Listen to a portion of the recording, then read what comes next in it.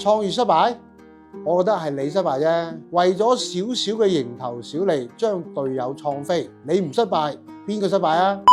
我係譚文輝師傅，響白天鵝做廚師做咗40年啦。2019年我哋開始做網絡視頻，當時我哋幾個師傅都有自己擅長嘅領域，我哋團隊將所有內容同埋產品都堆響一個師傅身上做宣傳。初心呢，真係想將我哋幾廿年嘅手藝俾大家試下，做人又好，做企業又好，都要有責任心。依家我哋嘅產品都係老東家啲師傅嚟做噶啦。呢段時間我同佢哋一齊將雞仔餅同埋其他產品全部都係按我哋酒店嘅要求同埋工藝去製作，每一個產品每一隻餅都係我哋啲師傅手工一隻一隻去包製。你睇下我哋雞仔餅用料幾靚，果仁好豐富，唔同外出啲雞仔餅食起身肥淋淋油淋淋，我哋啲雞仔餅果仁非常之多，食起身挫挫聲。而家好多人食過我哋雞仔餅都話比以前好食好多，大家買翻去對比過就知啦。